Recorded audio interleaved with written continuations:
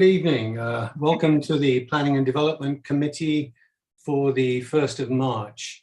I believe that everybody is in attendance, Alicia, so you have the roll call. Before we get into the meeting, I want to hand across to Mayor Bailey, who has a couple of important things that he'd like to mention whilst we're online. Well, thank you, Councillor Bell. And the first thing I want to mention is just to acknowledge the state of the world and the situation that's come up with Ukraine. Our blessings and our prayers and our thoughts go out to the people of Ukraine. And I'm just glad to say that we stand for a country, and we are in a country that supports the right thing, and we're doing the right thing, and we're in full support of just acknowledging what's happening in the Ukraine. I just can't even imagine that we're at war or part of the world that's at war. But I was glad to hear from the Prime Minister that we are all in to help, and that we're not just giving them lip service, that we really are going to make a difference. So I just wanted to acknowledge that and say how we should all be sending out some good energy to Ukraine, because they've had a really rough go of it. And the second thing I wanted to say is that today at 1:45, the emergency order, the COVID emergency is over in the county of Brant, which only means that we need to take care of ourselves and to do the right thing. But we're still following provincial directives as we have for 2 years. But right now, I think the flavor of the day is, you know what, just take care of yourself and take care of your families and take care of your friends. If it feels uncomfortable, don't do it. And we're just going to have to wait and see how things play out. But as of today, as I said, at 1:45, the emergency for the county of Brant is being taken back. So those are the only things I wanted to mention. They're both very important things, I think. Thank you, Mayor Bailey. We can only echo your sentiments. Would somebody like to then move the agenda, which is the next item on our list? Thank you, Councillor Coleman, seconded by Councillor Chambers behind his hand there. Does anybody wish to add anything or change anything on the agenda? Councillor Chambers? Thank you, Mr. Chairman. Just a matter of clarification and process. Under Section 8, the public hearings under the Planning Act to consider staff recommendations, 8.4 is a little bit different. It's an application for site plan control that was a request to be bumped up. The process is a little bit different for site plan control applications when compared to official plan amendment or zoning bylaw applications. And I'm just wondering and hoping that prior to 8.4 being tabled on the agenda, that if staff could just outline some of the differences that site plan control operations that we should be aware of as we move forward. I know there are appeal time frame differences, and actually the process itself is I don't even believe they require public hearings, but those staff can hopefully make clear to myself, council, and the residents some of the differences that we need to be aware of. And I just wanted to ask and see if it's confirmed that this application will be treated as a public hearing, which is different than some of the ways that we've done it in the past. Good question, Councillor Chambers. Looks like Matt has the answer. Yes, thanks very much. Through the chair to Councillor Chambers, there is some differences. The big one, namely, is that you're right, it does not require a public process. This is site plan review process is typically something that it's a technical review process. It's done typically by staff. In this particular instance, it's been bumped up for the committee's consideration and council's consideration later this month. So along with it not being a public process, there's no circulation to the public. And while there are some mechanisms for appealing from the applicant's side, I don't believe there's an appeal mechanism from the public side. So just a couple differences between, say, like an official plan amendment and a zoning bylaw amendment versus a site plan. It's usually a very technical process, but in this case, it's been bumped up to committees for consideration. Thank you. Councillor Chambers? And just to follow up, just to be clear then, this application was not circulated as a public hearing to be had. Am I correct on that? Matt, will you come back? Yeah. Through the chair to Councillor Chambers, I believe it was not circulated. There would have been no requirement for it to be circulated. I will double check with our planning assistant just to see if it was out of courtesy, but I believe it wouldn't have been. Okay, if we can get the answer to that by the time we get to 8.4, that will be fine. And just one other thing, Mr. Chairman, and thanks for the indulgence. If we have a site plan control application approval reports, I'm just wondering if, for the sake of clarity, in future agendas, they can be separated from the regular zoning bylaw and official plan amendment public hearings, just as a suggestion to make it clear. Sounds like a good suggestion. Matt, can we take that on board? Yes, through the chair to Councillor Chambers, we can do that for sure. And I can also confirm, I just looked into it, the application was not publicly circulated. So I'll open that one now. Thank you. Councillor Gatwood. Thank you, Mr. Chairman. I have one question that I'd like to ask under other business, please. Okay, thank you. I'll put that in there. So with those two comments and additions and changes, I'm going to call the vote. All those in favour? Thank you. Agenda is as agreed. Moving right along, we have, does anybody have a declaration of a pecuniary interest? If they see one as we go through, if they could flag it up, that would be helpful. We have at this point, no delegations, petitions or presentations. Moving then on to item 5, which is the adoption of the minutes. Would somebody like to move the minutes to get them on the floor? Councillor Pearce, seconded by Councillor Wheat. Does anybody have any questions or comments? Seeing none, I have one, which is in relation to item 7.3, which was the warehouse proposal on Highway 5. Do we have any indication of whether there will be a public information meeting, either held by ourselves or by Panattoni? Question, I think, to the planning team. I can answer that one. Yeah, there will be a public information center for that process, and it's something that we can send to council as a follow-up in a Friday file once the date's been determined. Okay, thank you very much. Seeing no other comments, I'll call the vote. All those in favour? Minutes approved. Thank you.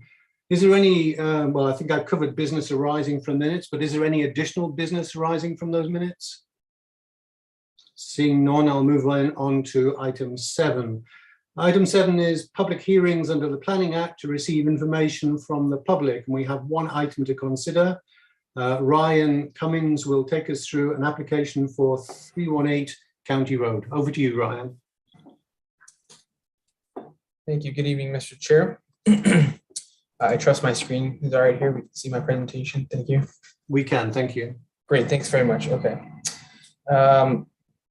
Okay, this is application ZBA 46-21 RC for 301 County Road 18 in Brantford. Agent being IBI Group on behalf of Sherman Richardson. Okay, the subject lands are located on the west side of Brant County Road 18, south of Highway 54 in the former township of Brantford. The subject lands are approximately 11 hectares in size and are surrounded by low-density residential uses to the north, agricultural uses to the south and east, and the Grand River to the west. The subject lands are currently designated as rural residential, agriculture, and natural heritage in the County of Brant official plan. And the subject lands are also zoned agricultural A and natural heritage NH in the zoning bylaw. Currently, the subject lands feature a single detached dwelling, as well as a detached accessory garage and a detached agricultural structure further to the south. The applicant is proposing to amend the zoning on a portion of the subject lands from agricultural A to rural residential RR to facilitate the future severance of one residential lot on the north end of the subject lands. It is proposed that the lands will have a frontage of approximately 48 meters and an area of 0.62 hectares or about 1.5 acres. The area to be rezoned will match the bounds of the future proposed lot to be severed fronting County Road 18, which are designated as rural residential in the official plan. The balance of the lands to be severed will remain in the natural heritage NH zone. Next step for this application will be to receive comments and questions from the committee and public. Further discussion and review with the applicant and agent, and a recommendation report will be forthcoming at a later meeting. I'm happy to answer any questions, and I understand that Mr. Douglas Stewart is here on behalf of the agent, the applicant, to speak. Thank you. Thank you, Ryan. Does committee have any questions for Ryan? Seeing none, thank you, Ryan. We'll then move on to Douglas Stewart, who I think is representing the applicant. Douglas, are you with us? I'm sorry, I'm actually going to be the one presenting on behalf of Douglas Stewart. He's just going to be supporting me throughout the presentation, and he's going to be around to answer any technical questions towards the end. But I am actually a planner that works with the IBI group, and also supporting the applicant Sherman Richardson on this proposal. Christian, I don't think we've seen you at this committee before. Maybe you could just introduce yourself. Sure, yes, for sure. So my name is Christian Simonides. I'm a planner with IBI Group. And as I've just mentioned before, I'm supporting Douglas Stewart on this application, who I know he has had many applications in the county of Brant. So it's a fresh face now. I'm going to be the one presenting for tonight. Oh, well, welcome, Christian. Go ahead. All right. I'm going to actually be pulling up the presentation on my end. I don't think it was received through clerk, so let me know when it pops up. Hold on. Sorry about this. Okay. Is it appearing on your screen or no? Not yet. Okay. Hold on. My apologies.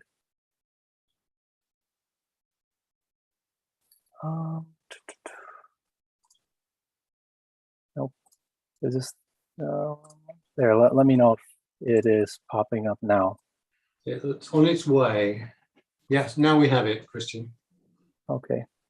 So, all right. I just want to start off by saying thank you for this opportunity to speak tonight on behalf of our client Sherman Richardson. And this is in regard to the zoning bylaw amendment application for the subject property identified as 301 County Road 18 in the county of Brant. Let me move on. Okay.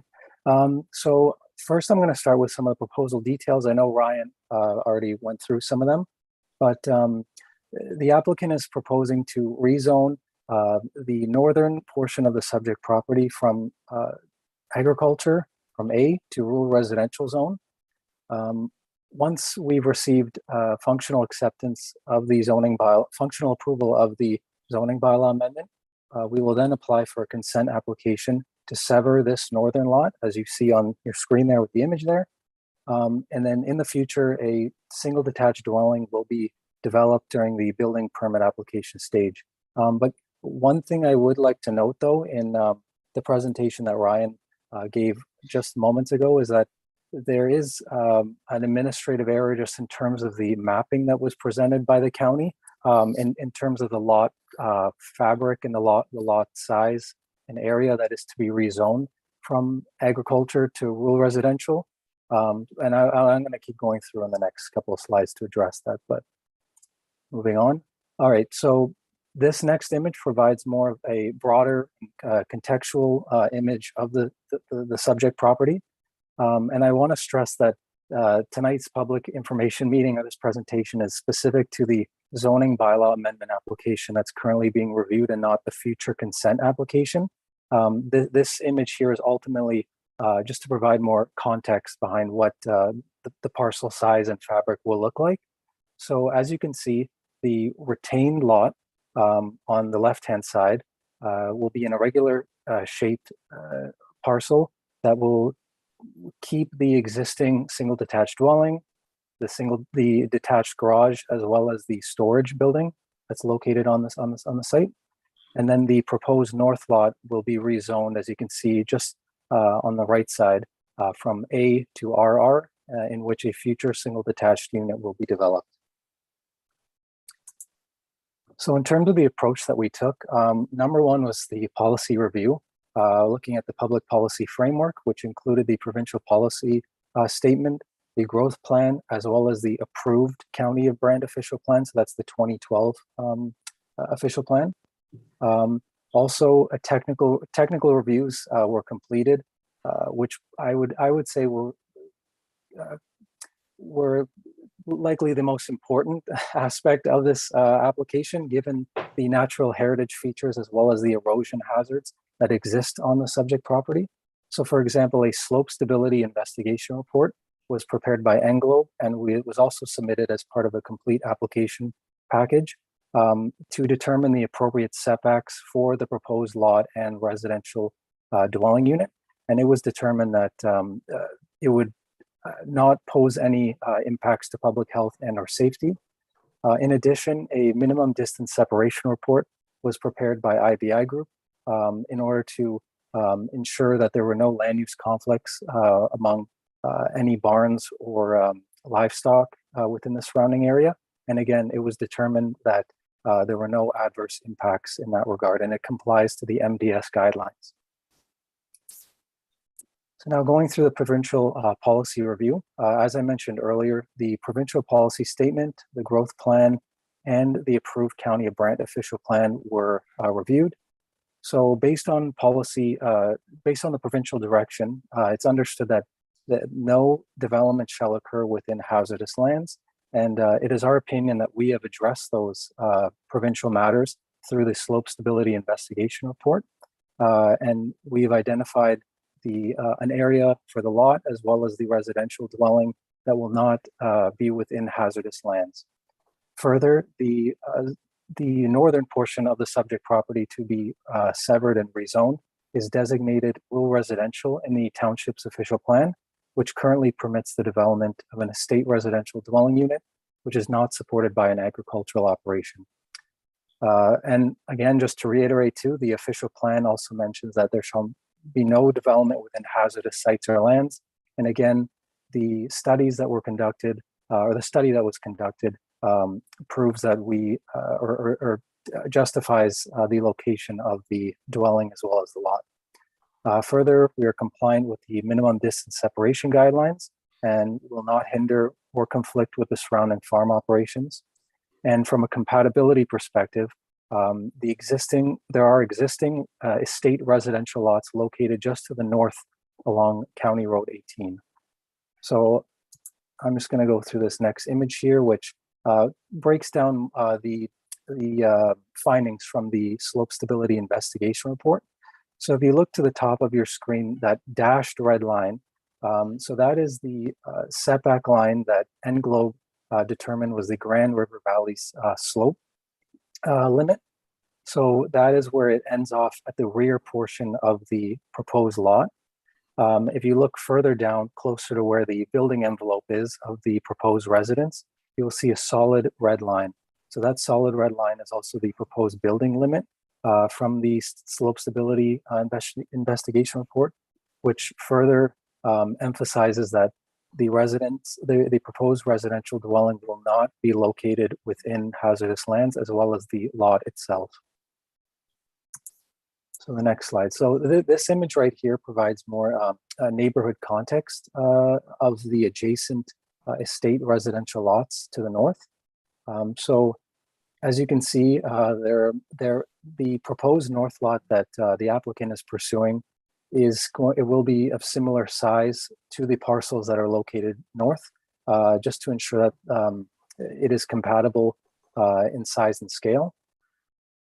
And then, as you can see here, there are some street view images of some of those estate residential dwellings that are along County Road 18 that are adjacent to the subject property. And I just want to reiterate too that while there are no detailed plans for the single detached dwelling at this time, given that it's the zoning bylaw amendment stage, it's anticipated that the single detached dwelling will be of similar size, scale, mass to the ones that you see on your screen here, just to ensure that it's compatible with the area. So before I just conclude my presentation, I would just like to reiterate some of the key points that were mentioned. So first, it's our opinion that this represents good planning and that it meets the general intent of the official plan. The proposed lot and area to be rezoned is currently designated for rural residential, which supports state residential lots. Further, we've done our research and our technical review of the erosion hazardous lands and sites that are on the subject property. And we've identified that the proposed lot and dwelling unit will not impact the erosion hazards that are on the subject property. And further, and most importantly too, is that we believe that this is another opportunity to provide housing in the county of Brant on a parcel that is, I would say, is fairly underutilized, but is more than of a lot that is supported again by provincial policy and the official plan. So that concludes my presentation. And again, if there are any questions or comments, Douglas and I would be happy to answer them. Thank you. Christian, if you can return us to the main screen. Sure. Thank you very much. Thank you for your presentation. Does committee have any questions for Christian? Seeing none, that was obviously answering lots of questions that weren't asked. So if you can just hang around Christian and Douglas until we come back after opening the meeting to the public. So at this point, I will open the meeting to the public. Alicia, I think you said there is nobody on the line to speak to this issue. That would be correct, Mr. Chairman. Thank you. Well, I will ask again if there's anybody from the public that wishes to speak to this item.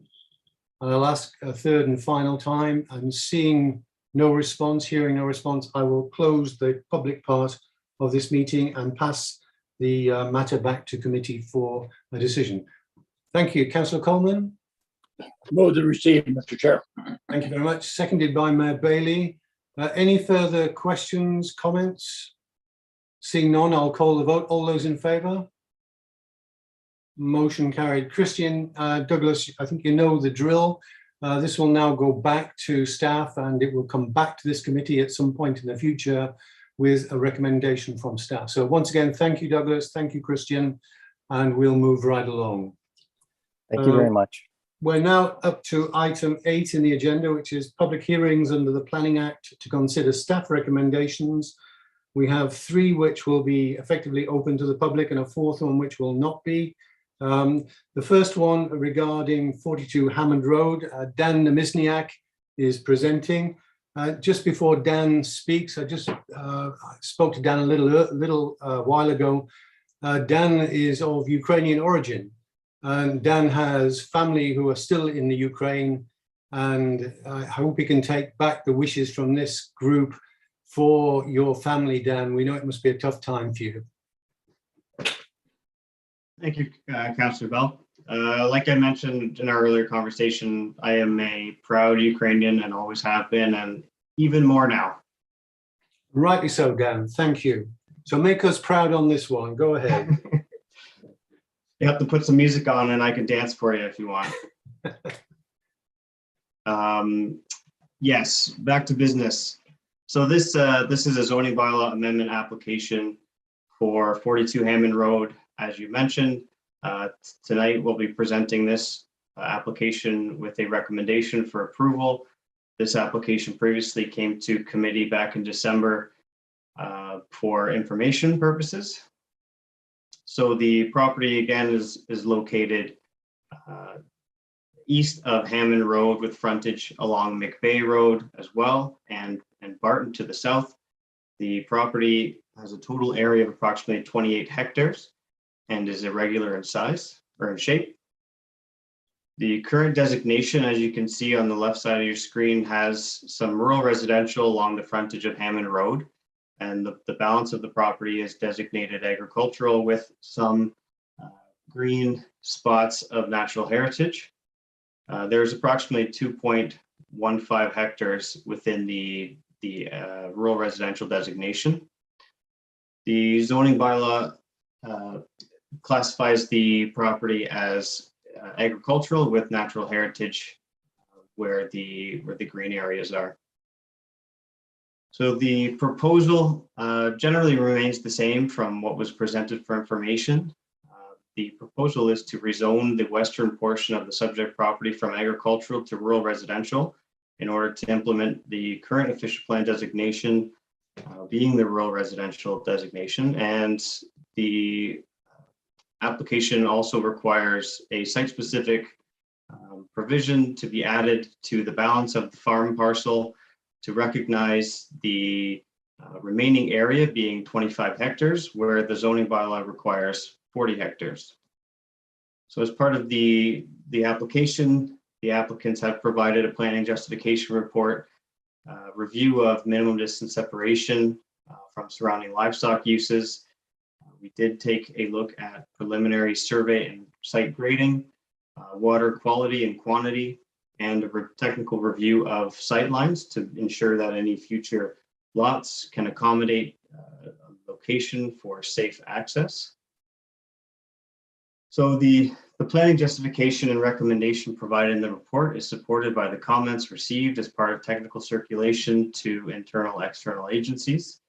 The technical comments also reflect the understanding that details related to drainage, grading, servicing, etc. will be facilitated through a subsequent severance application as conditions of consent and at the time of building permit. No further comments from the public were received as part of the circulation of this application. It is my professional opinion that for the reasons outlined in the staff report, the request is appropriate, represents good planning, and therefore I recommend that zoning bylaw amendment application ZBA 4121DN be approved. I'm happy to answer any questions, and I believe you'll be seeing Christian again, perhaps, to present on behalf of the applicant. Thank you. Dan, thank you. If you can return us to the big screen, thank you very much. Does committee have any questions for Dan, our planner? David Miller, go ahead. Thank you, Mr. Chair. Through you to Dan. Dan, the retained lands are going to be, you're suggesting we rezone them to AXX. Is that an actual title or is there numbers after that? Through you, Mr. Chair, Councillor Miller, the XX is just a placeholder where we will assign the next available site-specific number.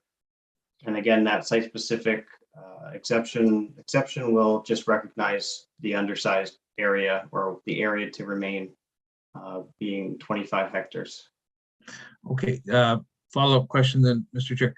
So just to be clear, we're only recognizing the fact that it's an undersized lot. You are not recommending that we rezone it. I think it was, is it A9 where to prohibit any dwellings on that section? Is that correct?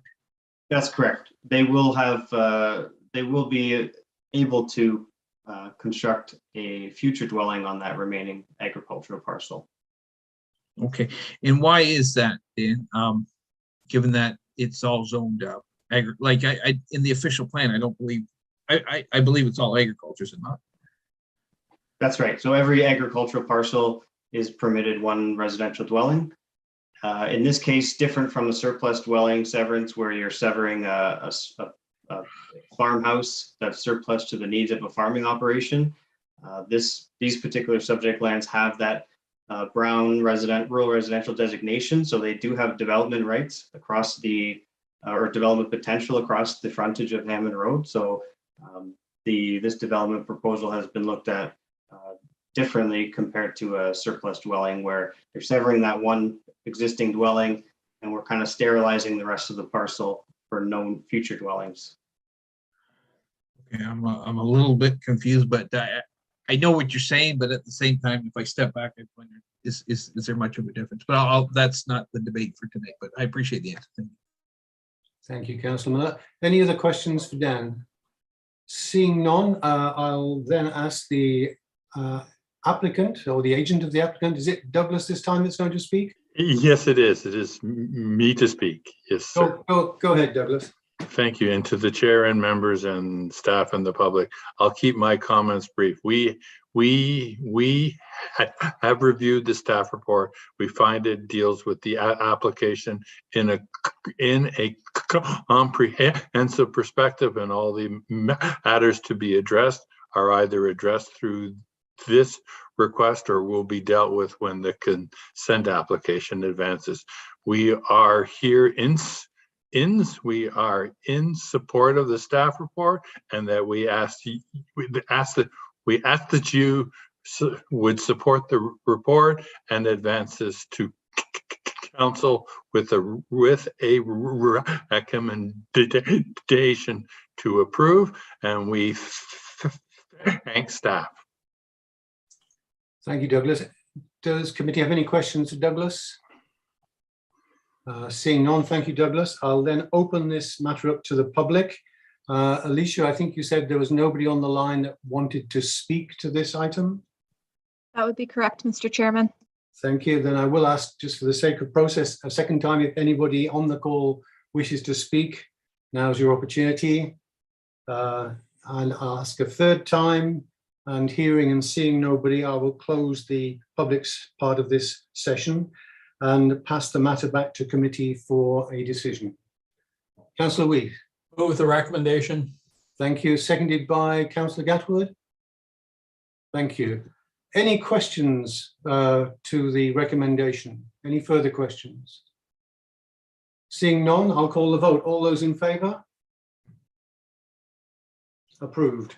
Douglas, as you know, that this will now go back to the council meeting in 3 weeks' time for final approval. Thank you very much. Moving along, Thank you. item 8.2, this is in regard of 7th Concession Road.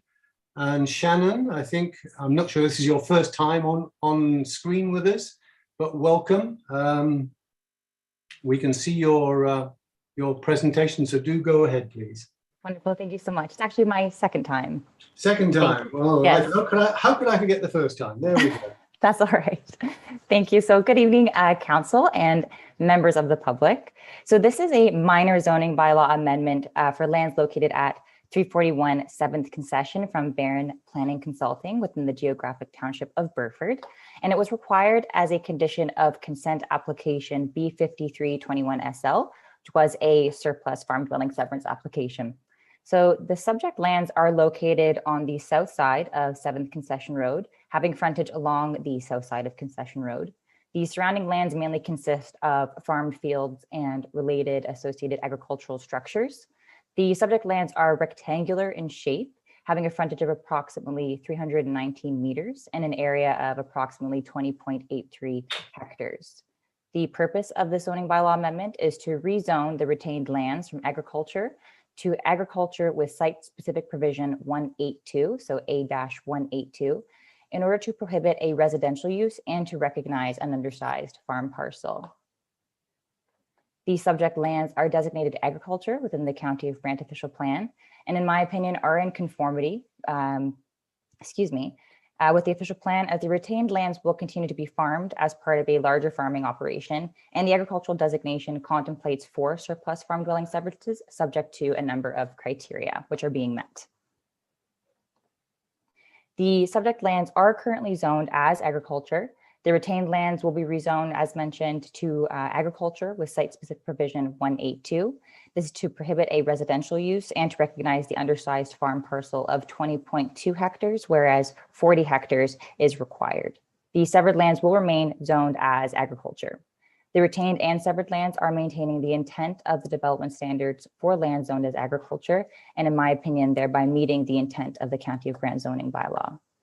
At the time of writing the report, no public comments were received.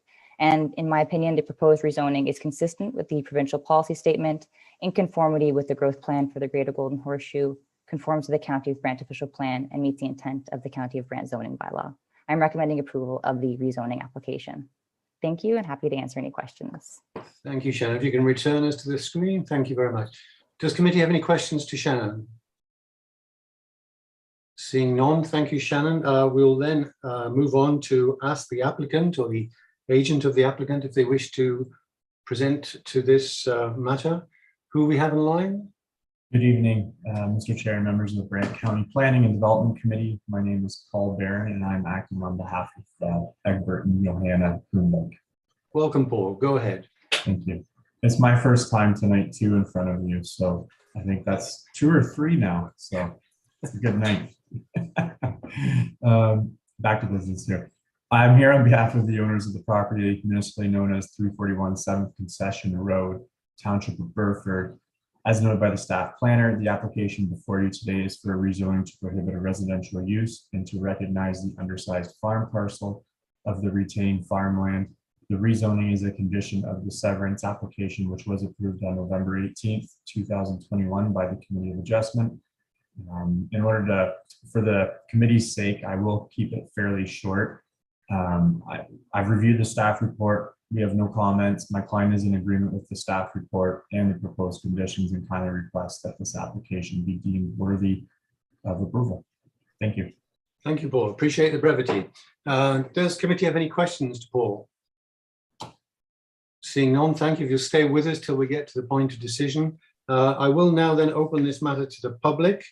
Alicia, again, once again, I think there's nobody on the line that wishes to speak. That would be correct, Mr. Chairman. Thank you, Alicia. So just for the sake of process, I will ask a second time in case there is somebody that is on this call that might want to speak to this matter. Seeing none, I'll ask a third and final time. Seeing none, hearing none, I'll close the matter then to the public and pass the question back to committee for a decision. Councillor Wheat. Move the application. And I think Councillor Pearce seconding, thank you. Any further comments or questions to the recommendation? Seeing none, I'll call the vote. All those in favour? Motion carried. Paul, this matter will then be taken back to staff. They will bring it to council in 3 weeks' time for final approval. Thank you very much for your presentation tonight. Thank you. Moving along, 8.3 is in regard to 369 Maple Avenue South. And Ryan, you're on again. You with us, Ryan? Yes, you. Yeah, and there we are. I trust you can see my presentation again. And thank you, Mr. We can, thank you. Great, thank you. And this is with regards to application OPA 321RC and ZBA 4221RC regarding 369 Maple Ave South in Burford from MHBC Planning on behalf of 275-9953 Ontario Inc. for approval. The subject lands are located on the west side of Maple Avenue South, north of Melissa Avenue, and south of Rutherford Street in Burford. The subject lands are approximately 0.39 hectares or 1 acre in size and have a frontage of approximately 39 meters on Maple Ave South. Subject lands are surrounded primarily by low-density residential uses to the east and the south and industrial uses to the west. The subject lands are currently designated as general commercial and zoned as prestige industrial M1. Currently, the subject lands are vacant with 2 existing, I guess you could say, buildings of disrepair that the applicant is proposing to redevelop for the purpose of this zoning and OPA. So the applicant is proposing to amend the County of Brant official plan to establish special policy area number 27 within the general commercial designation which apply to the lands. The subject policy area, the special policy area would establish provisions to permit wholesale, warehouse, and public self-storage within the subject lands in the underlying OP while maintaining the general commercial designation. Generally speaking, these are more employment type uses, but they're sort of, I would call them low impact employment type uses. And so this is the proposal that we think works best. The applicant is also proposing to rezone the subject lands from prestige industrial M1 to special exception general commercial C2-38 in order to permit a warehouse, wholesale establishment, and public self-storage warehouse on the subject lands, as well as to establish site-specific provisions related to the existing buildings, the setbacks of the existing buildings, and a reduced loading space requirement.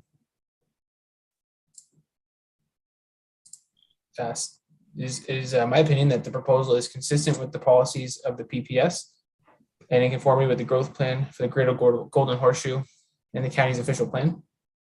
Staff is of the opinion that this proposal will not have any adverse impacts on neighboring residential uses, and any issues that do arise can be mitigated through a future site plan application, which would include things like lighting plans and landscape buffering. Based on the foregoing, it is my professional opinion that this application should be approved, and I'd be happy to take any questions at this time. Thank you. Ryan, thank you. Does committee have any questions for Ryan on this matter? Councillor Chambers. Yes, through you to Ryan. Ryan, as you probably know now, right immediately to the south of the property, which appears to be a yard with maple trees in the diagram that you presented, there's actually a residence being built. It's structurally, I don't know how close it is being complete inside, but you can see the structure is right there. So just a simple question, was that taken into consideration when you were looking at this proposal, that being that a new house is being built or has been built right adjacent to this property? Through you, Mr. Chair, it has been taken into consideration. I think there has been some confusion with whether or not that construction is associated with this proposal. And just to be very clear, they are separate parcels under separate ownership. When we're considering land use compatibility, we look at what is permitted now under the Prestige Industrial M1 zone, what is permitted under the current general commercial OP designation, and then sort of how do these uses fit into that context. And given, I think I had alluded to it briefly in my presentation, these types of uses, while they do fall under the employment designation umbrella in our OP, they're generally much less conflicting than even some commercial type uses that would be permitted in the general commercial designation. And so in short, yes, we have considered that. And to be noted, there will be a site plan control application required to be submitted to account for things like landscape buffering, lighting, traffic, entrances, and we will certainly take that into account. Thank you. Thank you. Any other questions to Ryan? Seeing none, thank you, Ryan. We'll then move on to the applicant or the agent of the applicant. Is there anybody that wishes to speak to this? Thank you, Chair Bell. Trevor Hawkins from MHBC on behalf of the owner. Trevor, welcome. Good evening. I'd like to thank Ryan for his staff report and for working with us on this project. We concur with his recommendations and his analysis. We view this as a low impact use that will make efficient use of the two existing buildings and an opportunity to renovate and improve the appearance of those buildings while essentially permitting sort of uses that will generate very little impact, hopefully, on the adjacent lands. We recognize that some of the impacts that might be perceived can be dealt with through site plan, and we look forward to working with Ryan as we move forward into the site plan process to ensure that those types of matters are dealt with appropriately. Thank you, Trevor. Does committee have any questions of Trevor? Councillor Miller. Thank you, Mr. Chair. Through you to the presenter. Couple site plan questions, and simply because they were brought up in one of the letter writers. As far as lighting goes, do you have any, two questions. First one's lighting. Do you have any thoughts on the lighting at this moment, or is it too early? Like, are we gonna maybe think about sky-friendly lighting or, things that don't light up the entire neighborhood? Any thoughts on that? Through you, Chair Bell. We haven't prepared the lighting plan, but certainly our objective would be to minimize any glare on adjacent properties, and we'd look to balance safety on the site with dark sky friendly lighting. Okay, I'd appreciate that. And then the second question was regarding the hours of operation. I'm guessing, but I could be wrong. If it's self-storage, maybe it's 24 hours a day, so people can get it. I don't know, but any thoughts, or do you have any ideas about the hours of operation? Certainly, through you, Chair Bell. The warehouse and wholesale, which are interrelated, would be typical business hours, Monday to Saturday during 9 to 5, 8 to 5 type business hours. The public self-storage units would, as you noted, people would be able to access their goods anytime, but there would be controlled access. So they'd have to have a passcode to get into the site to access the units. So it would be, infrequent visitors to the site to access their units. I mean, they store the goods there because they don't have room in their own property to store the goods, and these are the types of goods that they're not going to access on a regular basis. Okay, thank you. Thank you very much. I appreciate the interest. Thank you. Any further questions to Trevor? Seeing none, thank you, Trevor. You'll stay with us. I'll open this matter up then to the public. And Alicia, again, I think that we have nobody on the line that wishes to speak to this matter. That would be correct, Mr. Chairman. Thank you very much. But I will ask a second time in case there's somebody joined us, if they wish to speak to this matter. And finally, a third time. Seeing none, hearing none, I'll close the debate for the public and pass the matter back to committee for consideration. Councillor Coleman. Thank you, Mr. Chair. I'll move the recommendation. And seconded by, I think, Councillor Ferrier, was that? Yeah, thank you. Any further questions? Seeing none, I'll call the vote. All those in favour? Motion carried. Trevor, this matter will be taken back to council on 3 weeks' time for final approval. Thank you very much for coming this evening. Thank you. I think that concludes the public part of the meeting then, following on from the conversation earlier. But we do have item 8.4 in this section, which is in relation to 1067 Rest Acres Road. And Dan, you're going to lead us through this one. Yes, thank you again, Mr. Chair. This, as the discussion occurred earlier, this is a presentation for site plan control application related to this time block 32 within the Riverview Highlands Simply Grand 2 Bassani subdivision. I was in front of the committee back in January where I presented block 33, which was to the south, and very similar looking development as you will see. So again, just a brief background on kind of why this is in front of the committee. This was from the direction of the November 9th Policy and Strategic Initiatives Committee, where a number of site plans along the Rest Acres corridor were bumped up, including block 32, which is shown just north of 33, where the star is on your screen. In terms of the property, you can see I left my the image from previous 33. So we're dealing with this smaller piece to the north, but a lot of the statistics are the same in terms of the context of the surrounding area. So we're dealing with 93 meters of frontage along Court Drive, or the extension of Court Drive, and Rest Acres. And the property is much smaller. It's only 0.6 hectares. To the north, we have existing and some future residential uses to the south, future and existing residential with some commercial and recently established parkland. To the east, we have future residential and natural heritage areas, tracking down towards Mile Hill. And to the west, we have the commercial plaza, where we are finding new uses in there every day. The official plan designates the property as rural residential, as shown on the screen, and this designation permits a variety of residential housing types and supportive commercial resident or commercial neighborhood commercial uses, low, medium, and high density forms of development. The zoning on the property is it's a site-specific zoning, residential multiple second density, permitting fourplex, row house, stacked townhouse, and street fronting townhouses.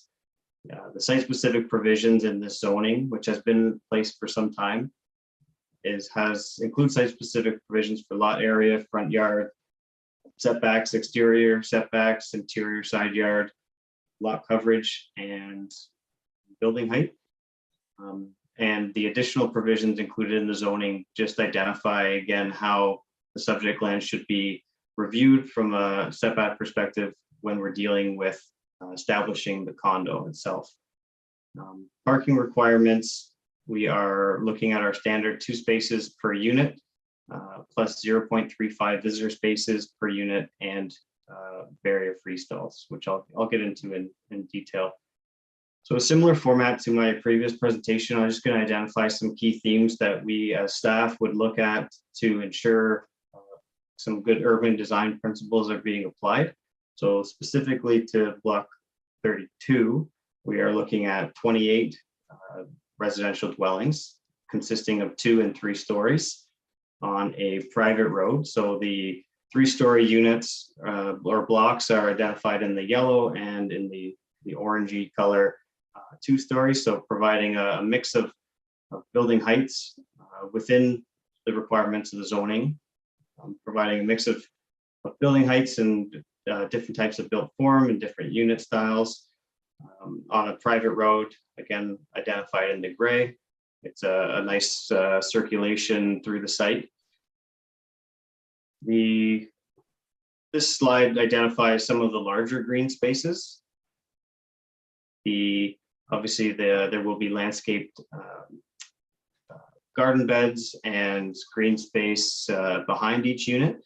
So I've got a blow up there that just gives you an idea of the level of detail some of the landscaping plans get into, providing benches, bike racks, identifying a location for the community mailbox, things like that.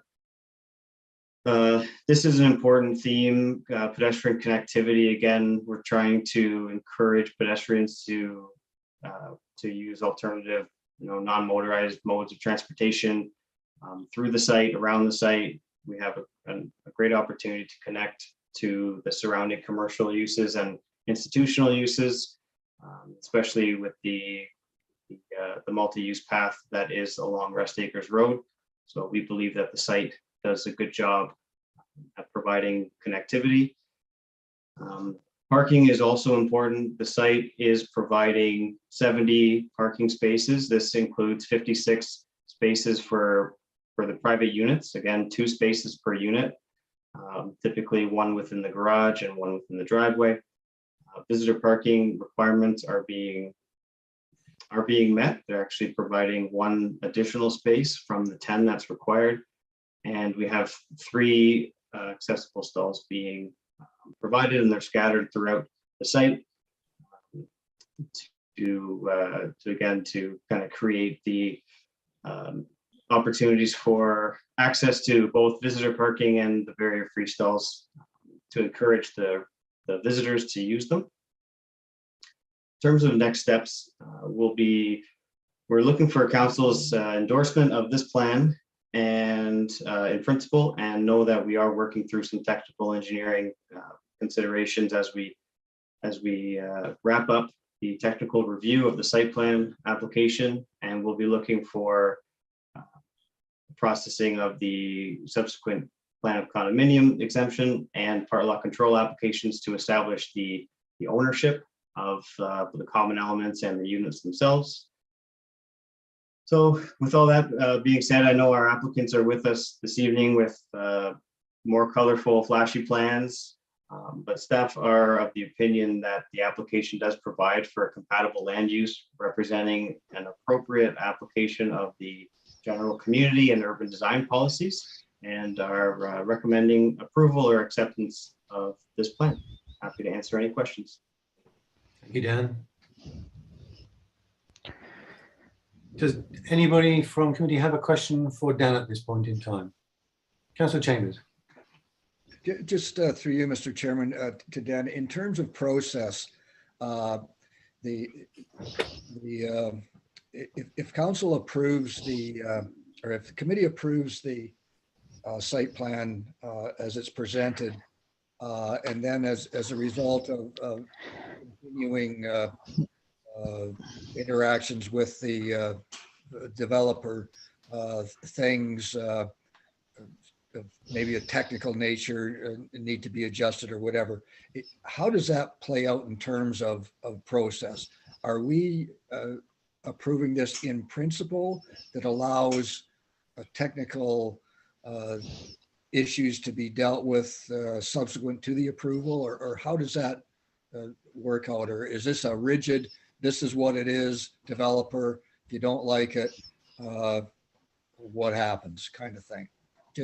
This is something that we have not normally done, as you know, and as members of the committee know, in terms of approving site plans of technical nature such as this. And I'm just wondering what the process is and what the interpretation is of council approval as opposed to staff delegated authority approval.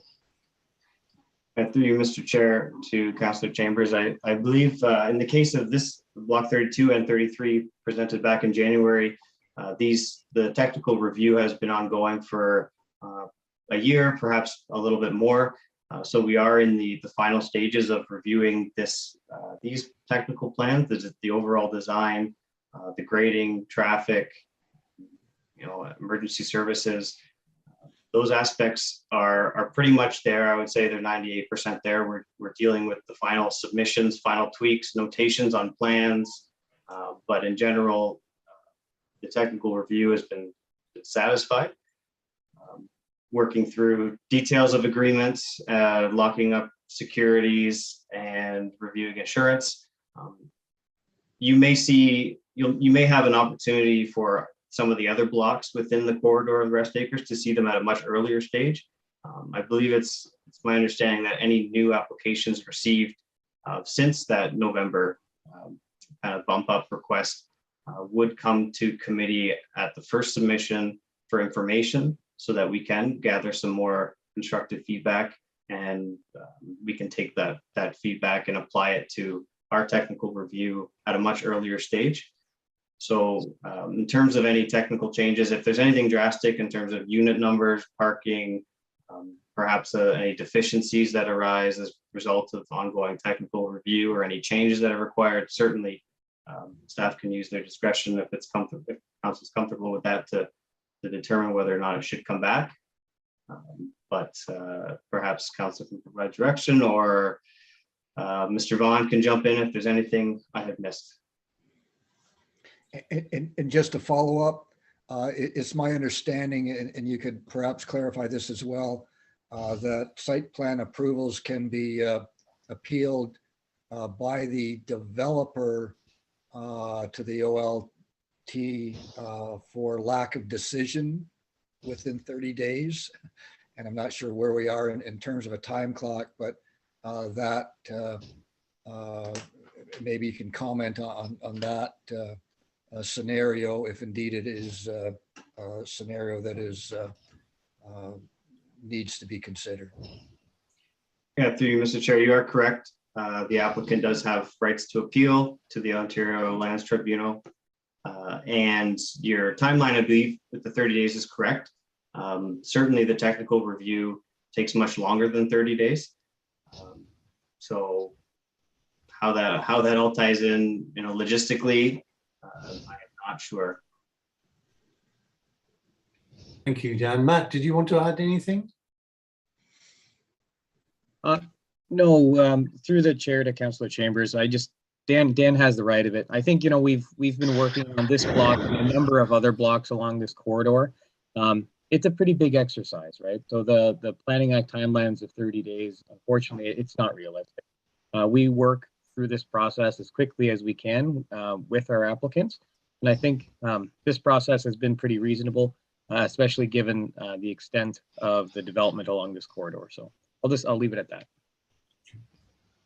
And just to conclude, Mr. Chairman, my concern was as a result of process of council, of the bump up process, whether that would have an impact, a negative impact on the timeline for the 30-day non-decision appeal process. That was my only concern.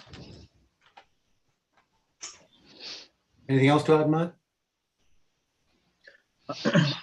No, not a whole lot to add. I would say that this bump up has not added a lot of time to the process. Obviously, like council or staff could have approved this earlier.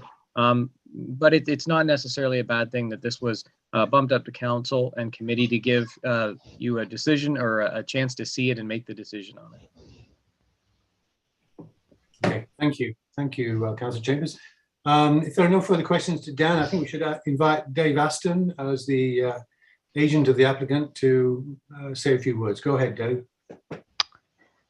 Good evening, Chair Bell and members of committee. Can you hear me okay? We can, thank you. And is my screen visible? It is. Great. First of all, thanks to Dan. I appreciate his approach to the presentation.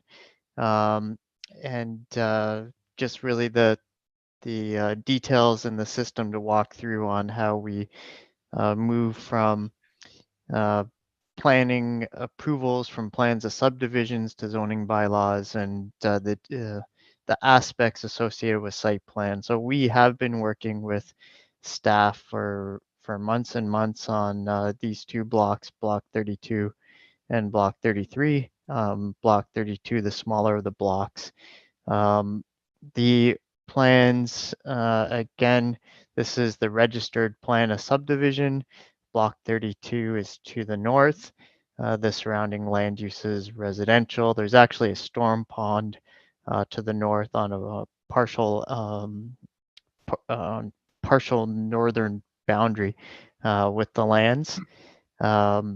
And these lands have access to the street Dugard and the street in behind, and I don't even have the street name on there.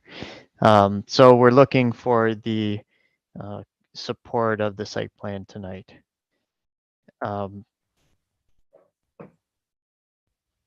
As we mentioned before, the process really has taken some time. Typical plan of subdivision, then there was the modifications. We actually submitted this site plan in December 2020. So it has been well beyond the process timeline. But we're here this evening with support from staff, with technical support on the site plan that's on the screen. And we've addressed all of the requirements associated with the zoning bylaw and the technical details associated with requirements of site plan considerations. There was a lot of work done with staff as it relates to the movements in and through the site, from vehicular to emergency services to waste management and pedestrians. So the block and the design, we believe, satisfies and balances all of those requirements. Dan talked about the site plan and the details associated with parking, so I'll just move along. From a streetscape perspective, similar to block 33, we'll take a consistent approach with decorative metal fencing along the property boundary.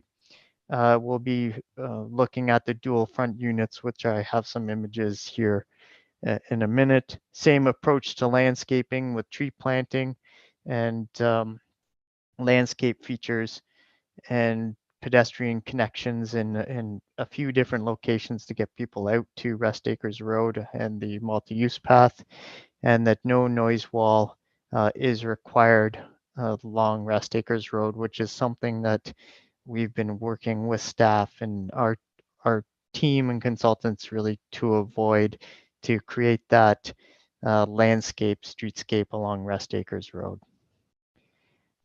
Just next, some of the elevations. You've seen these before. They're similar to block 33, so a consistent design approach within the plan, the plan of subdivision area and along Rest Acres Road. The dual fronting units and the three-story units, so very similar. The rear elevation, so this would be the view from Rest Acres Road, the conceptual renderings, again closing in that bottom space for both privacy for the residents and also an aesthetic streetscape from Rest Acres Road.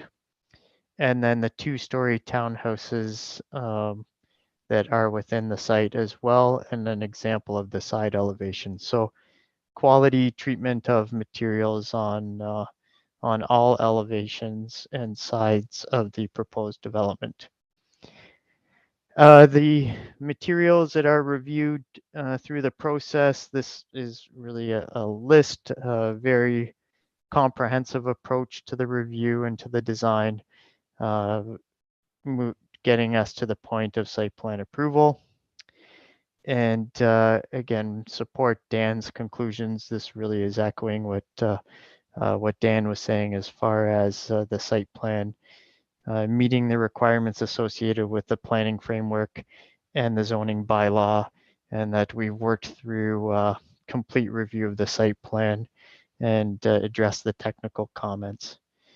So we're asking for the committee endorsement of the site plans and to be moving forward with the final site plan approval, and then county staff will issue the site plan agreement, and we'll be then moving as quickly as possible into obtaining building permits. And so happy to answer any questions this evening that committee may have. Okay, thank you. Councillor Pierce. Thank you, Mr. Chair. Through you to Dave. Thank you for that presentation. I'm wondering if committee would indulge me to share my screen for just a minute. I think it'd be easier to show Dave what I'm talking about here. Is committee okay with that? Think so. Okay, bear with me here.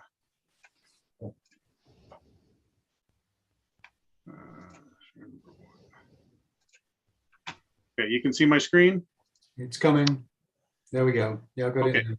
So Dave, I just want to clarify a few things here. First of all, for the record, as far as the requirement for parking and visitors parking, the requirement is 10, and you guys have given us 11. So appreciate the fact that you've gone above what is required here. A couple questions I have. There's 3 areas on this map that I want to look at. First of all, in this upper section here, I'm curious here, like the sidewalk coming off the multi-use trail on Rest Acres Road, it kind of comes in and then takes a jig and then kind of goes down and around. I'm curious if there's any possibility of potentially putting something, hang on one second here. If we were to bring this, instead of that zigzag on the sidewalk, if you were to bring it straight in here, then potentially it could even give us an additional parking spot on this end. And then where it kind of hooks up in and around here, again, I appreciate the fact of the bike rack. It's a great idea. And this is for the mailboxes. I understand that. But I'm curious again with the sidewalk when it's doing the jigs like that, if it's possible to bring the sidewalk again straight across, because that could potentially give us another spot, which would give us 2 extra spots there.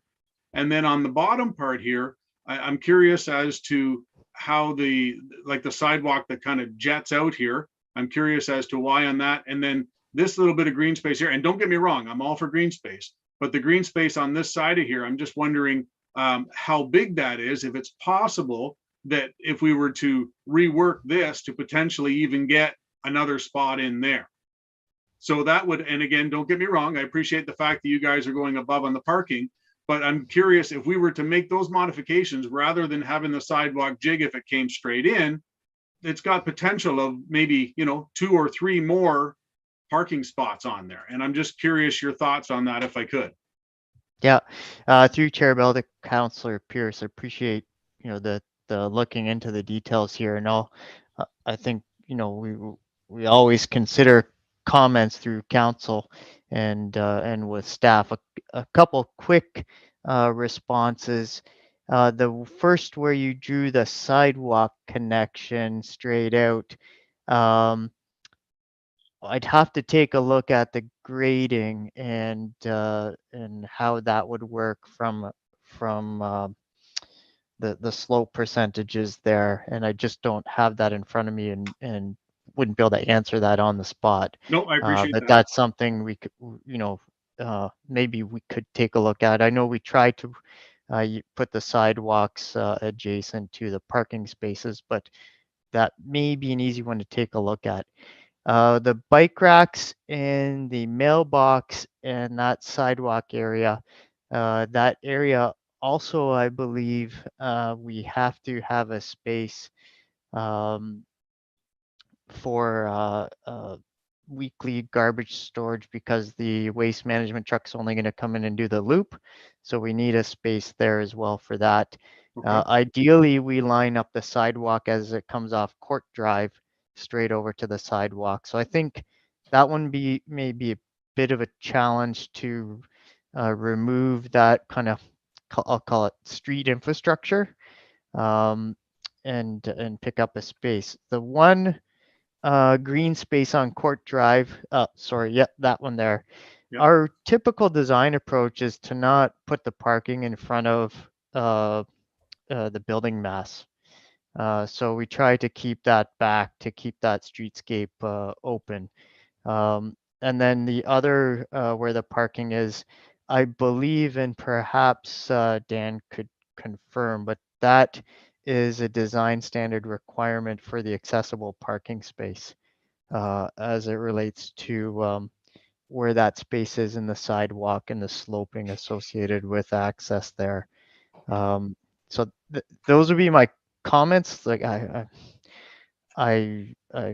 appreciate us. We go through this same exercise that you do as to where we might be able to work through, and so I appreciate. I hope my answers provide some clarification. Again, not opposed to adding that space up on Court Drive, but I think we'd like to keep some open landscape there. I think we could for sure look at that sidewalk, I guess, connection in the top left there as it comes up and around, but I'd want to make sure that it doesn't impact accessibility associated with that sidewalk. No, I appreciate that. As I say, if you could have a look at that, that'd be great. And again, I understand that you are giving us an extra spot. That's great. But as we all know, one of the biggest issues we have is the fact that even though I'm just going to stop sharing here, that as we know, each one of the units is required 2 parking spots, which you have, the garage being one of those. But unfortunately, there's more than enough people that that use their garage for other things than a vehicle. So that's fine. So I appreciate the answers on that. And one more, if I could, Mr. Chair. Through you, I just want to confirm as far as grading in the garages and stuff like that, there's no issues and there's going to be no steps in the garage. So the garage will be for a vehicle, correct? The garage is designed for a vehicle, the same width, and yes, as the same as we've discussed on the previous block, and perfect, and responding to previous issues. Excellent. Appreciate your work, Dave. Thank you. Thank you. Any other questions today? I have one, Dave, and just a point of clarity. You pointed on that drawing that Councillor Pierce showed to a point where you said that's where garbage is picked up. But on the drawings from Dan, it shows garbage pickup on Court Drive. And my question would be, having got a loop there, it would seem a pity not to be able to bring the garbage truck in and through and out again. So which is the correct answer? Councillor Bell, both. What happens is there's the garbage truck will be coming in and through the site,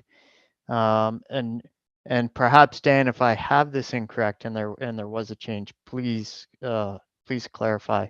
But the the units as you come in off Court and you head toward Rest Acres, and I'll call it like a dead end where the truck would have to drive in and back out.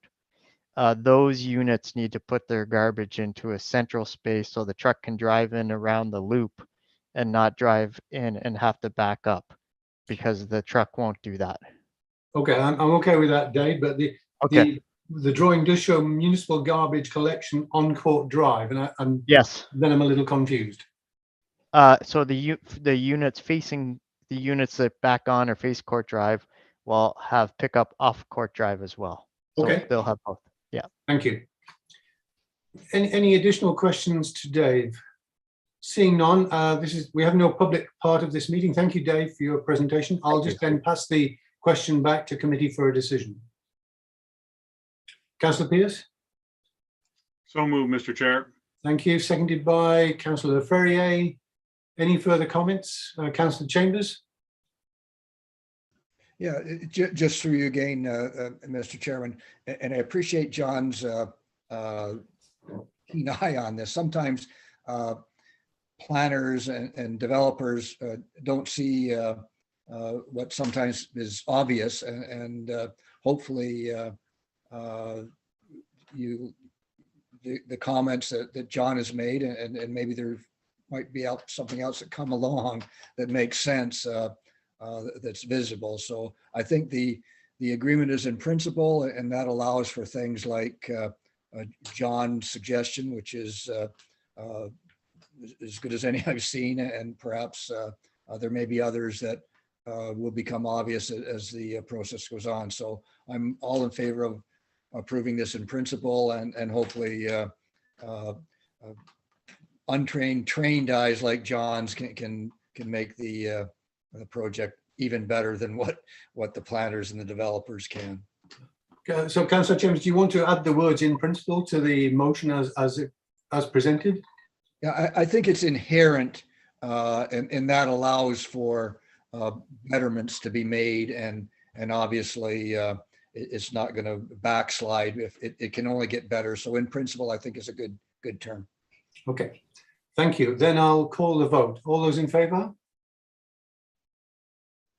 Motion carried. So Dave, this will come to council for final confirmation at the end of this month. Thank you for your presentation. That brings us to the end of the section 8. Section 9 is consent items, of which we have none. We do have a staff report, and this is in regard of the Provincial Housing Affordability Report. I think Jennifer Boyer is going to speak to that. Maybe Pam is going to introduce. Thank you, Councillor Bell. Staff have no presentation this evening. We're simply here for any comments council may want, or questions and answers. Okay, thank you. Okay, I'll open it up for comments. Councillor Howes. Thank you, Mr. Chair, through you to staff. It seems to me that our response on this issue was both thorough and polite.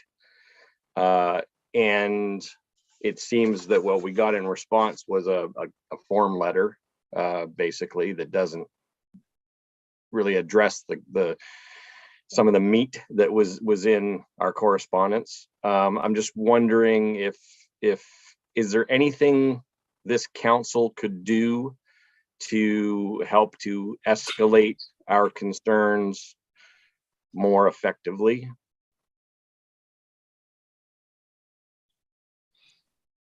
So I'll be happy to start to answer that question. Then I'll maybe ask Jennifer to jump in. Staff, of course, would be happy to provide any additional comments that staff may or council may have this evening. We can definitely take good record of that and pass it along to the email address provided to the province, although the comments would be late, but we can definitely send them. As well, I should just note for council that although we have not provided specific detailed comments on the task force report, the planning profession of Ontario definitely has. OPPI has spoken as a common ground for the planning profession and provided detailed comments back to the province. They've identified a number of recommendations themselves, and these are not limited to, but include things like encouraging a community planning permit system, requiring RPP sign off on planning justification reports, establishing planning modernization fund to align outdated zoning and official plans, enhanced delegations for technical planning implementation approvals, and innovative approaches to social housing. As well, AMO has provided some comments to the province, and a number of other organizations in the Ontario development area. So I hope that sets council's mind at ease that others are speaking up to the province on this issue.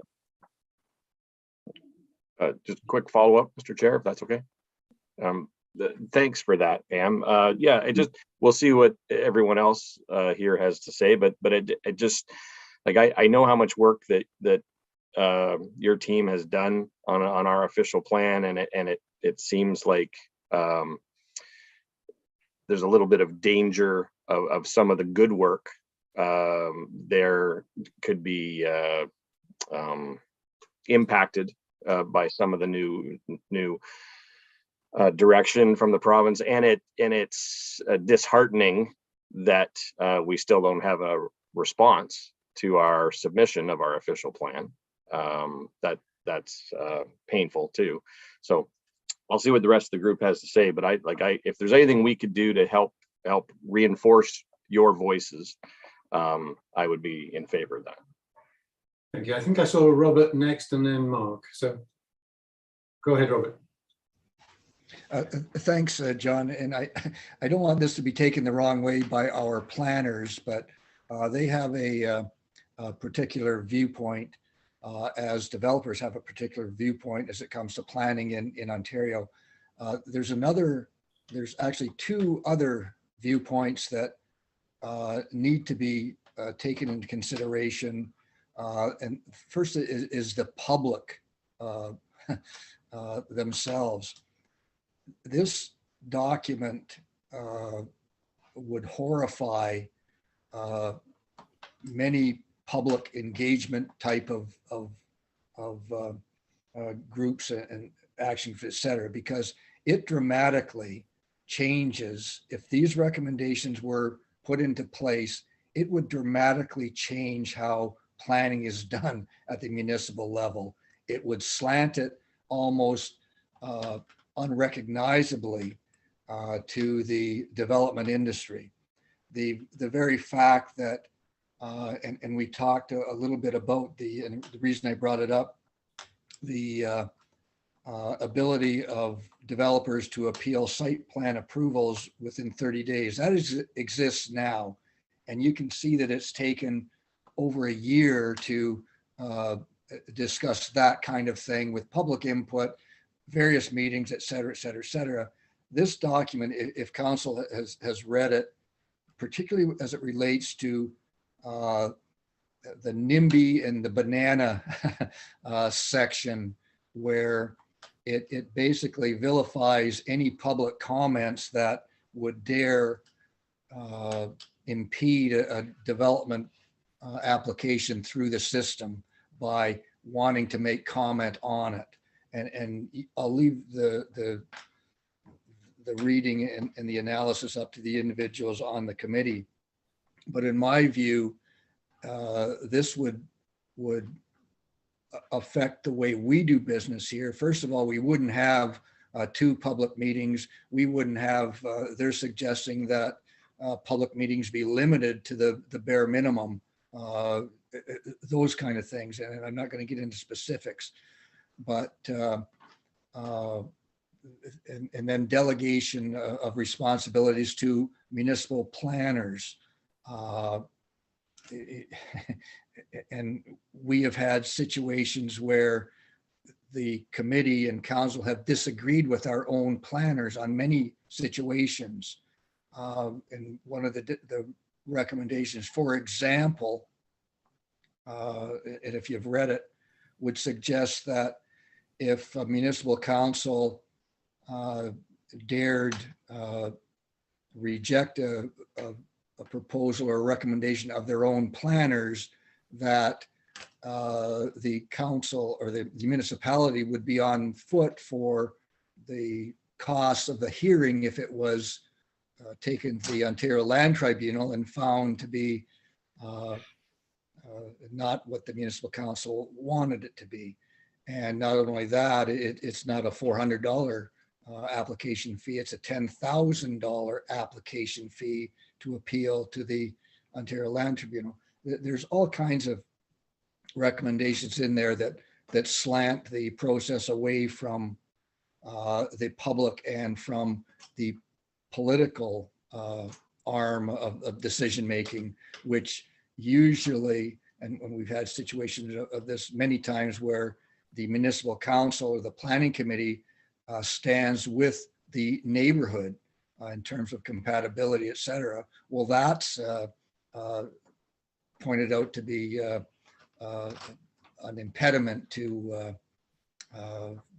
the development process and the housing industry. So I'll leave it to the people to respond accordingly. But if these recommendations do come into play, the municipal councilors will be the ones on the front lines of a lot of ticked off people that are suggesting that we're not listening to them when we have to, in fact, listen to the province in terms of the provincial policy. So you'll be on the front lines, councillors, of many of these recommendations, with a lot of mad people that will feel that they haven't been part of the process or been able to be even have any slight influence at all on the process. And the last thing I'll say, Mr. Chairman, is that AMO has crafted a response. They have their own recommendations for some of the problems associated with housing that we all recognize that there's not enough of, but the AMO has crafted a response basically saying that the province needs to adhere to AMO's submission and disregard the developers, I'll call it the developers task force that we're talking about. So I know I'm rambling on. I'm a little bit upset by this because it does take a lot of the decision-making ability of municipal politicians to respond to their the people that they represent. And there has to be a better way to increase the housing in the province of Ontario than to take it out of the people's and the politicians' hands. That's my rant, and hopefully some people will agree with me. Thank you, Councillor Chambers. I actually agree with you, but I'll come back with my comments a little later. Councillor Ferrier. Yeah, I guess it's my turn to rant. Thank you, Mr. Chair. Yeah, this is really troubling. And as Councillor Chambers said, if the public heard this, but they aren't hearing it because it sort of slipped in the back door on a Friday night in the news cycle during a convoy in Ottawa, economic issues, and now, you know, war overseas. So people aren't going to pay full attention to this in the way they should, and they are going to pay a lot of attention to this sort of thing 2 years from now when some of these proposals come due and some of these processes change if they do. And it's really, really difficult. Speaking to that piece about conflict in overseas, you know, we talked about it earlier today. There's been conflict, and there's going to be more conflict in the world, and refugees from Ukraine and other places will come here because Canada has a reputation for being a great place to land when you've been in conflict. It's what my grandfather did, and it's what a lot of our grandfathers did here, coming from conflict somewhere, and some of our fathers. And that's another piece too. You know, the answer to a lot of this is public housing. And I just want to note on page 8 of the report, page 200 of our document, affordable housing units provided at below market rates with government support was not part of our mandate. Well, when you have the study and the study says, but you're not allowed to look into this, and you're not allowed to look into that, and you're not allowed to look into this, well, then you're going to get essentially the answer being less red tape. And that sounds wonderful, but what that actually means in this document is this: less of this, less planning committee power. The situation's already slanted very much in favor of developers and development. And this is saying, you know what, those few things that can fight back and push back against the few processes that we have. I mean, if this goes through the way it's proposed in this document, I know this is a group making the proposal, but if this goes through in that way, you might as well not have a local planning committee. You might as well just go right to the province, and at least they could wear the blame for all the development and all the growth that happens. Because what's happened now is, you know, we say no. And since I've been on this council, there's been 24, and that's only 3 years, 24 times we've taken appeals to tribunal, right? There are 24 different times. That's a lot of fighting with some of these things. And sometimes we win, sometimes we lose, sometimes we get odd amendments. But the point is that there's still some fight there, and people still aren't happy. What happens when you might as well just say this committee shouldn't exist? In addition to that, On page 7 of their report, we acknowledge that every house in Ontario is built on the traditional territory of Indigenous people. Well, that's wonderful, but where's the actual fact? Where's the actual policy? Where's the actual recommendations around that? Especially in areas like ours and others where it's sort of a hotbed for potential strife with Indigenous communities around development. We've seen the caravans and things like that already. This sort of thing, if we take it out of any control on the local level, will be worse. So the timing of this, the fact that it's hurt ROP, the mandate and the scope being in such a way that it actually limits options that we know work. The non-forward thinking of looking at conflict zones in the world and how that's going to impact immigration to our province and to our country. And we've seen some of this with Syria. We're going to see more of it with Ukraine, and we're going to see it in the future because, again, we are a welcoming country. You're going to just see more and more of a pressure. And it's almost written as though the answer is more homes equals more choice equals lower cost. Well, we've had the More Homes, More Choice Act, and it hasn't lowered the cost of housing. And if you take public housing out of the equation completely from the outset, then you're not doing the service that's needed. And when you use coded language like red tape, when you actually mean local planning committees, then you're setting yourselves up for citizens to be very upset. But citizens aren't paying attention to this right now, and I don't blame them with everything else going on. So I hope this plea and Councillor Chambers and others gets people paying attention. Housing and growth and development is a provincial issue. It's also a municipal one, but it's as much a provincial one. And it's I think a top 3 issue when we run for elections. And I think it's a 15th to 20th issue on the provincial side, and it shouldn't be that way. It should be a top 3 issue provincially as well. So I really hope folks really press when both elections come up in the future, the sort of plans and how people are going to deal with better staged, managed growth and development provincially and municipally, because this will cut the legs out of the municipal side, and we've already had the legs cut out from under us several times before this. Thank you, Mark. Again, I agree with you. I'll go to Councillor Miller. Thank you, Mr. Chair. I'll be brief.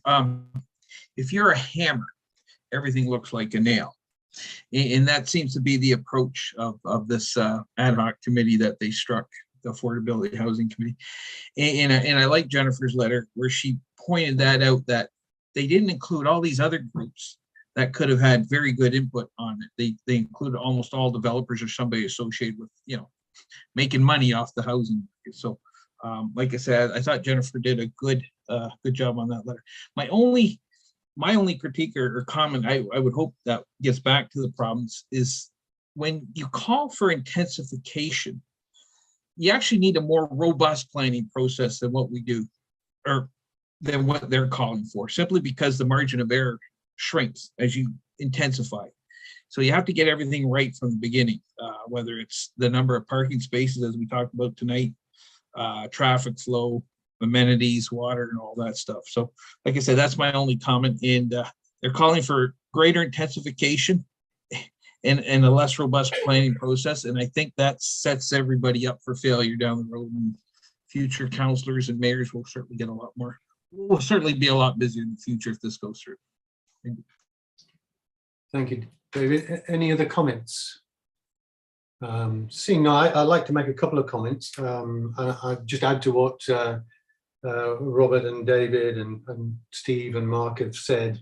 It seems like it was set up to be a task force with a clear vested interest in the answer that they gave us.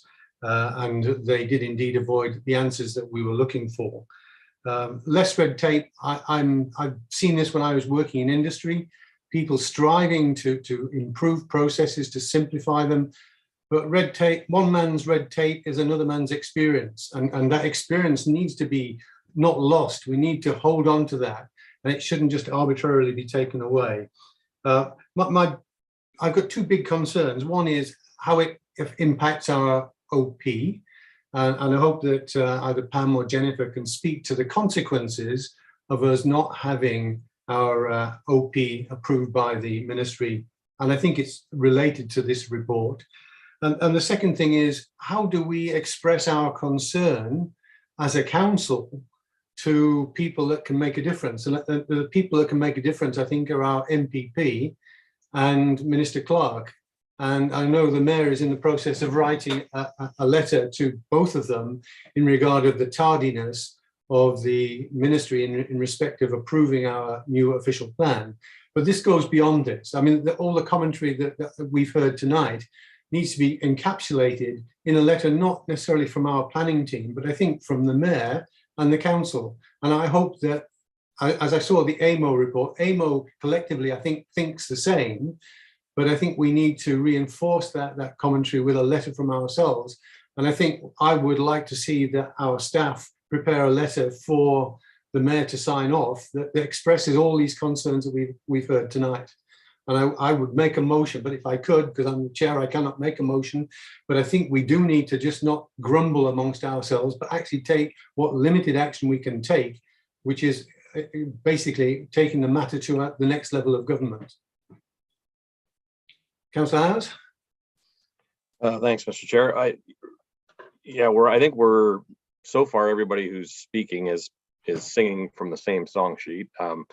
And I like the idea of escalating this, and I'm prepared to make a motion along the lines of what you were just describing. As you said, you can't make the motion, you're the chair, but I move that we do ask staff to put together a letter that can come from the mayor and our council and go up to the higher levels of government, expressing our concerns about this. Hopefully there's a seconder, we can discuss a little bit further. John Pierce is seconding. Thank you. Commentary, Robert. Yeah, I'll speak directly to the motion. I think it's a good idea. I think we do have to make our concerns known to the minister and our MPPs, the three of them, that Will has had municipal experience and Ernie has had municipal experience, and I'm not sure about the other one, whether they have or not. But that I think Delia sent me a copy of the AMO report, their task force report, which is excellent from a municipal perspective. And if anybody gets these AMO policy updates, AMO expresses it very good. And I think this could be the thrust of the resolution, basically that we support AMO's position, which is AMO urges the provincial government to carefully consider the recommendations put forward in our blueprint, that being the AMO suggestions, as opposed to relying heavily on the Housing Affordability Task Force report. So AMO is suggesting that the province read and follow their suggestions without heavily relying on the task force's report, and which I think is good. And I think that if you've read their report and their suggestions, it encapsulates a municipal perspective, which is sometimes complementary to the development process, sometimes adversarial to the development process, but usually responds to the people that are putting the municipal politicians in the place where they can have the associations and make the comments. So I think I hardly agree with the idea of writing to the minister from the council perspective. And if we can endorse the AMO report and suggest that they rely on the AMO report more so than the Affordability Task Force report, then I'm completely satisfied. And at this point, we're who knows what will happen, but I don't want to see all the good work we've done as a council to reflect what our citizens want in planning, and at the same time recognize, as Mark says, that we do need to be aware of housing affordability and accessibility is an issue that is front and foremost, not only at the provincial level, but the federal level and the municipal level. Thank you, Robert. Mayor Bailey. Thank you. Through you, Mr. Chair. It's good to hear everyone talking like this, because I talk about affordable housing and housing all day long with mayors everywhere. It's the same thing everywhere. And we get together and we talk and we try to put ourselves in the position the positions of these people that are trying to buy something or move into something or even have something to rent, and where do they work and how do they make it, and how many widgets do they have to sell to pay the hydro bill? And it's amazing, even at the most basic level of living, how much you have to earn and how well you have to manage your money. It just doesn't work out anymore. It doesn't. I've sat down with mayors all over the place, and we all come up with the same thing, like, where do you work? And don't you get vacations? And don't you get this? And don't the kids get to play hockey anymore? And all of the crazy things that we had growing up just because it was what we wanted to do. You either played hockey or you did something.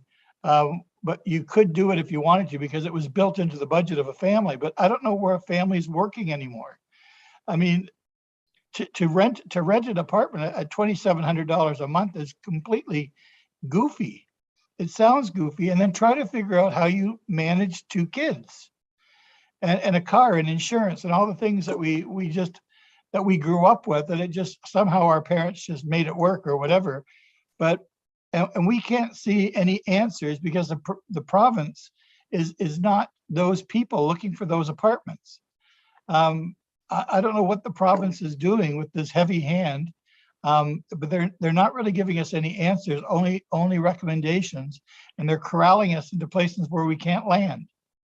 I think it has to go public again. I think we have to do a lot of these things on our own. I think we have to have our own housing. It's just not working out for the mayors when we get together. It doesn't make any sense to us. And I've been the mayor, this is my 4th year, and we've been talking about this ever since I started.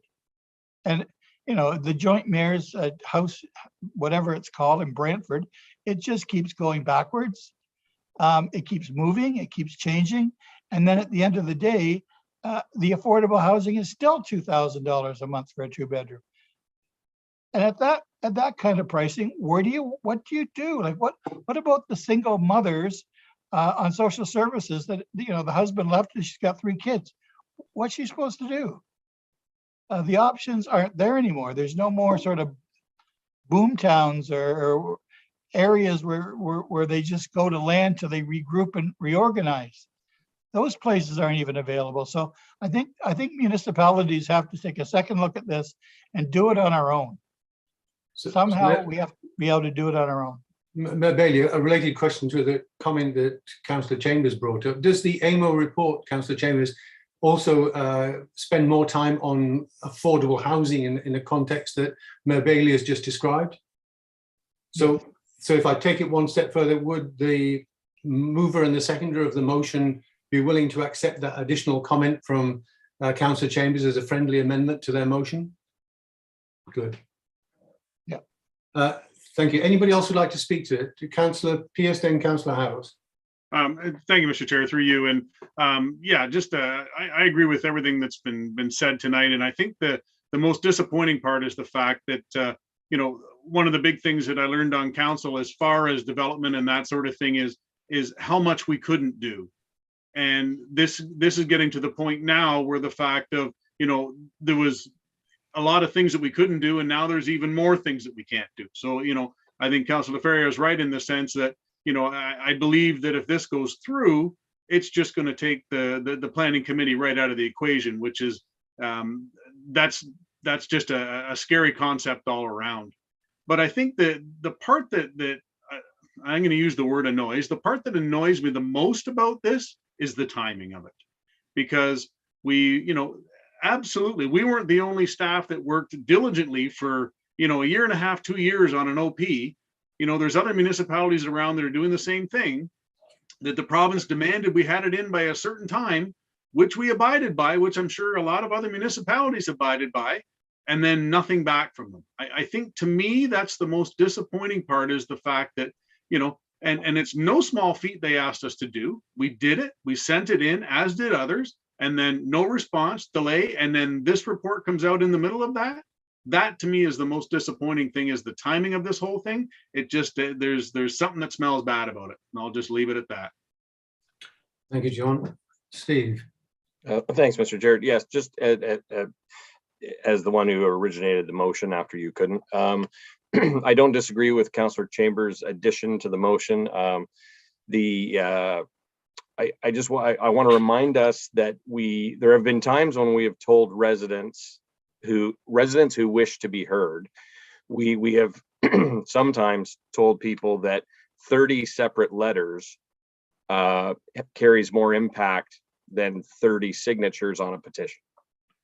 And so as we try to communicate our frustrations up the ladder, I don't want us to just rely on the AMO document, and I'm hoping that we can certainly include that, but I'm hoping that our staff can help craft a letter, a communication that speaks on behalf of all of us, even beyond the AMO document.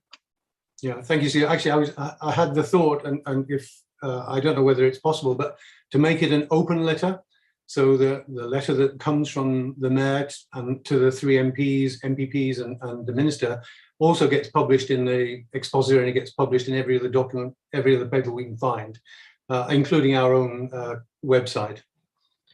So if there's no further, Robert, go ahead. Sorry, Mr. Chairman, could I just say one more thing that I think is important? And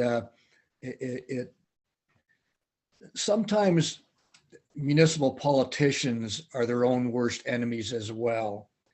And I don't know if you've seen that there's a proposal in Norfolk County, the former Delhi tobacco experimental farm. The Clovers are suggesting that be redeveloped into a refugee landing ground for Afghan refugees, et cetera, which to me is an excellent idea. But I can guarantee you that there will be public opposition to that in the neighborhood that's going to be suggested to be developed. And that happens all the time here. Whenever there's all you have to say is affordable housing or 12 stories high, or all the kinds of things that just panic the people in the neighborhood. Somehow we have to be ambassadors and educators to neighborhoods that we do need affordable housing. We do need a mixture of housing.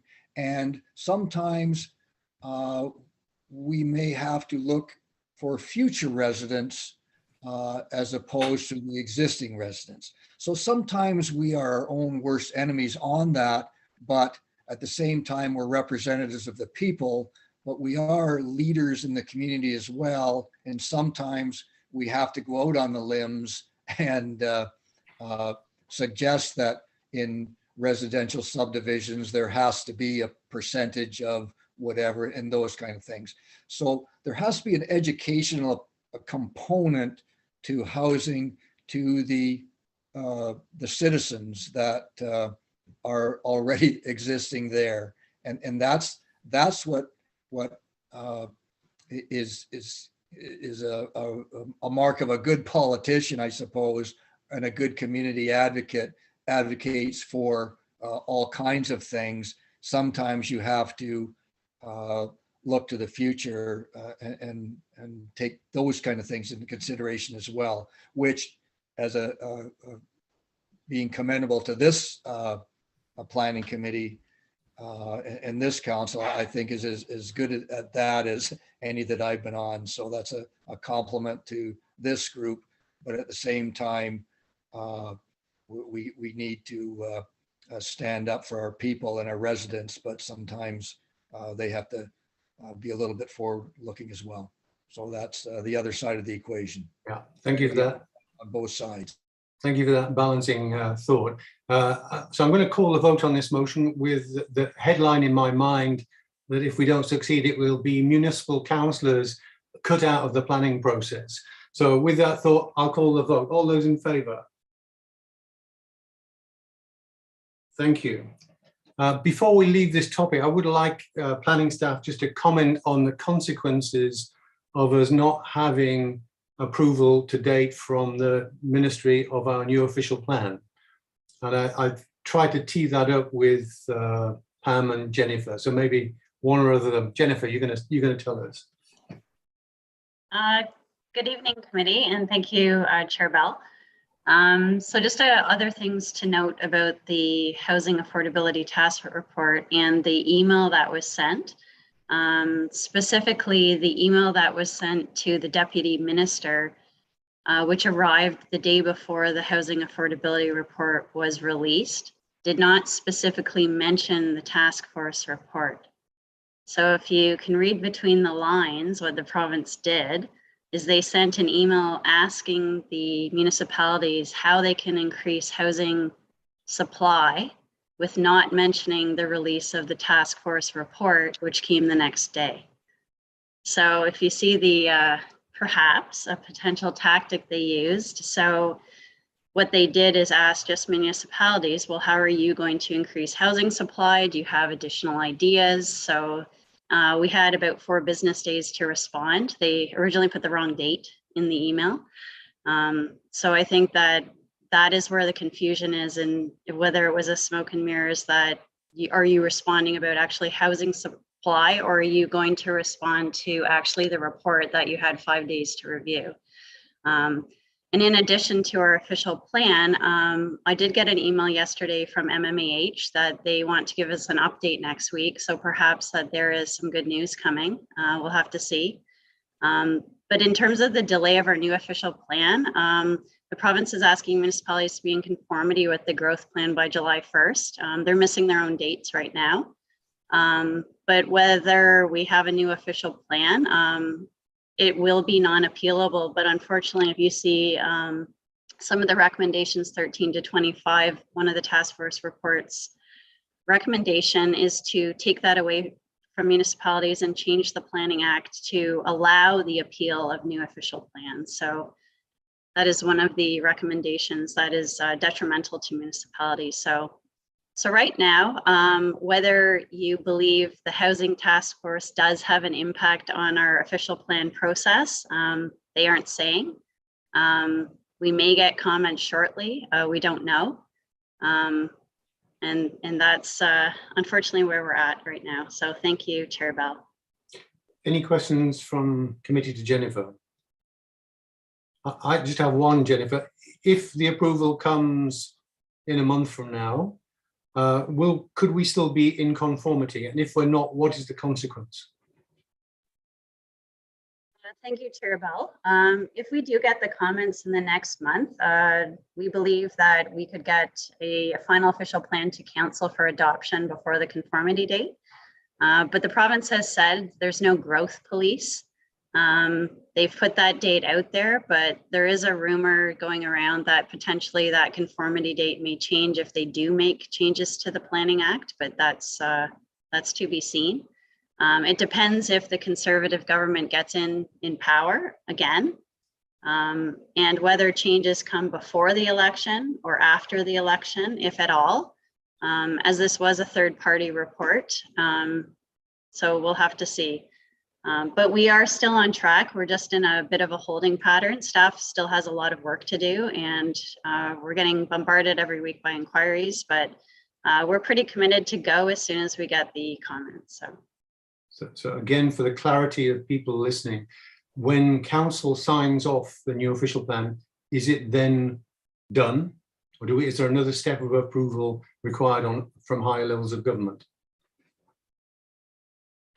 Yeah, thank you, Chair Bell. So what happens is council adopts the official plan, and then it is submitted to the province for final decision.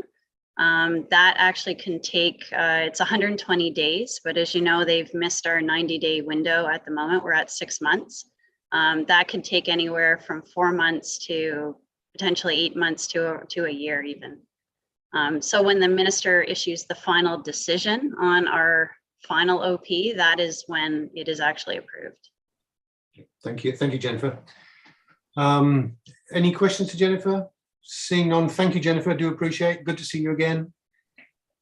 I think that brings us to the end of the staff reports. We have no communications. We had one other piece of other business. Joan, you had something you wanted to bring forward? Yes, thank you, Mr. Chairman. Through you to planning staff. I'm not sure who would want to answer this. It's with respect to employment lands and our proposed official plan. We got some good news in our Friday file just a couple of days ago. There was a memo regarding the TCA lands transferring hands and a diagram showing some proposed builds as Brant 403 Business Park East. And with this new information, I'm wondering, and the proposed industry on Highway 5, those two proposed developments have consumed many, many acres of employment lands. And what are the number of acres of employment lands that now remain for the future development in our official plan? And are we now short of employment lands because of these two recent proposals? Thank you, Joan. I'll ask planning staff to either answer now or perhaps give an answer in the Friday file. Pam, Matt? If I can, Chair Bell, I believe next meeting, next Tuesday, we're bringing some more information forward about industrial lands. So that may be a great time to answer that question. Thank you. Is that okay with you, Councillor Gatwood? That's just fine. Thank you very much. Thank you. We have no in-camera business, which brings us then to the next meeting, which is Tuesday, April the 5th at 6 p.m. It says via electronic participation, but who knows by that time. Before we adjourn, I'd just like to thank Alicia and the planning staff for all their preparation. This is an unusually short planning meeting for which we're all grateful. If somebody would like to make a motion to adjourn. Steve, thank you very much. I wish you all a good evening. Thank you. Good night, all.